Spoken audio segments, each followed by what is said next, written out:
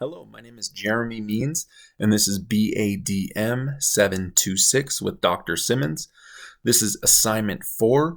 We were asked to identify and list 5 values, followed by behavioral traits that help facilitate those values. All right, so jumping right into it. My first prioritized value is be resilient. I think it's important that we maintain focus on long-term goals. These goals can be personal, these goals can be professional. However, I think it's important that we set up guiding principles to help maintain this focus. It's important to learn from setbacks. See the lesson without dwelling on mistakes. In chapter 6, the author touches on apologizing and recovering. Here he touches on genuinely taking responsibility. This action has the power to restore and maintain your words. I must not shy away from apologizing in times when I need to admit a mistake. Adapt to challenges. Stay flexible through the changes. As there are setbacks and fluctuations, it's important to stay fluid. Maintain effective posture to make decisions. Continue to seek out opportunities for personal growth. This is a daily maintenance step. There is no finish line to being resilient. This is going to take work. Surround myself with supportive people and maintain those relationships. This is how I establish accountability. It's important to have peers and mentors I can rely on for honest feedback. This is how we grow. My second value is be humble. I want to practice humility when victorious and grace in defeat. I think it's important that I focus on the latter half of that statement. In the past, when I experience a defeat, I allow myself to get emotional. This dilutes my effectiveness. This dilutes my ability to make decisions. So that's something I really need to focus on when experiencing defeat. Accept constructive criticism and grow from these opportunities. I can't get sensitive when people give me feedback. This is something in the past I've done often and I will continue to work on. This, recognizing my limitations, seeking assistance when needed. We can't do it all. It's important that we rely on our network.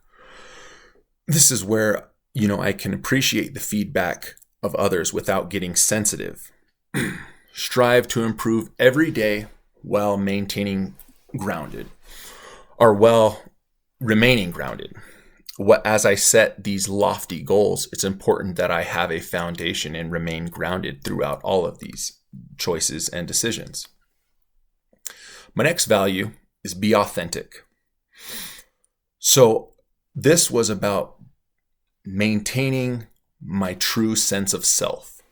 With that, my number one thing was to maintain my first value, and that was being resilient. So whether I am trying to be humble, whether I'm being proactive, if I'm being true to my authentic self, I want to be resilient. I want to always have that as my prioritized goal. Express myself openly without fear of confrontation. In the past, I've shied away from these interactions where I can provide feedback because that was uncomfortable for me. I wanted to avoid that confrontation. This is where I can embrace this weakness. I don't have to shy away from those interactions. I can take steps to give positive feedback without fear of consequences. Okay.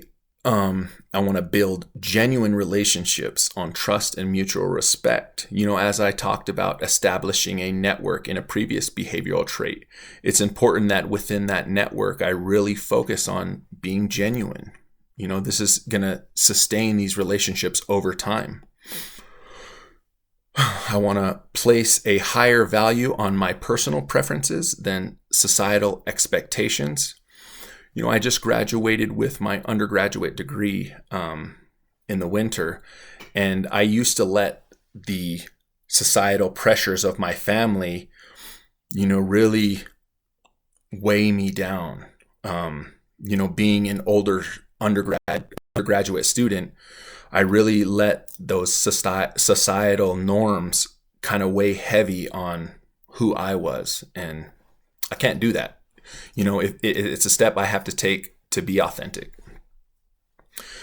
Be proactive. It's my next value. It's important to set clear goals and develop action plans to achieve them. I mentioned goals, focus on that. In the past, I've set many goals. Most of them I haven't carried out because there was no action behind it. This is a part of being proactive, where you must seek out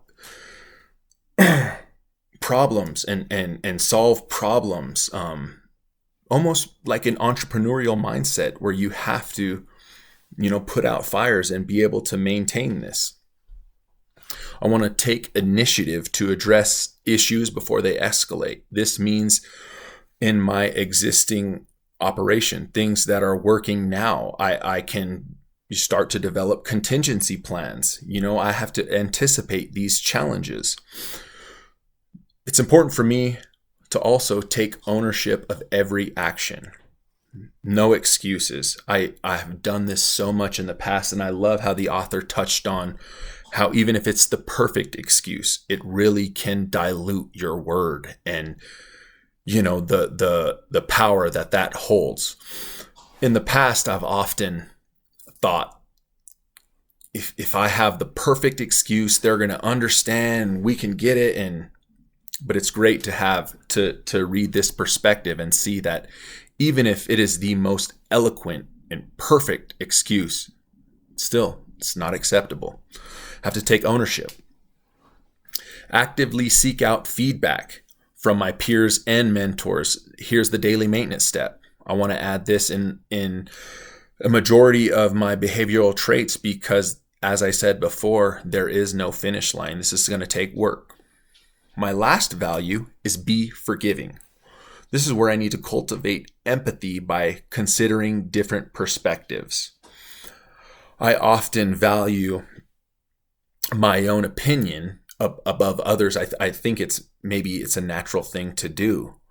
But really, in order to grow, in order to maintain other values, I have to understand that there are other opinions out there that can provide growth opportunities.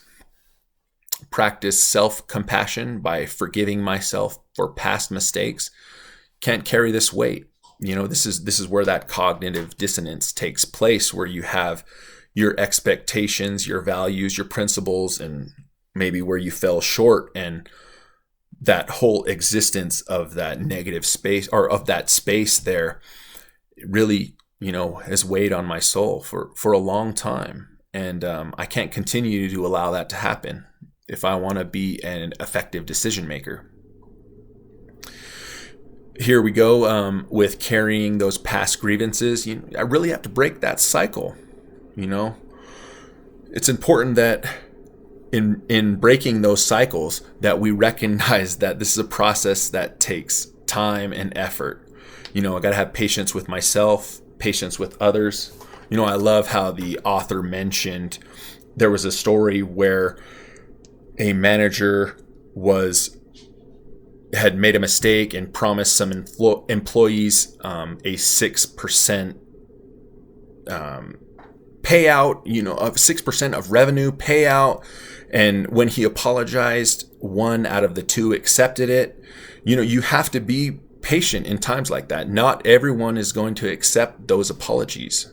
So this is where patience plays an imperative role. Share stories of redemption and forgiveness to inspire others. This is the part where I want to take daily maintenance. I want to engage in those discussions where I think it may help people to grow, and their feedback can help me grow. All of these values I think are very important, and I really enjoyed this assignment. Thank you for your time.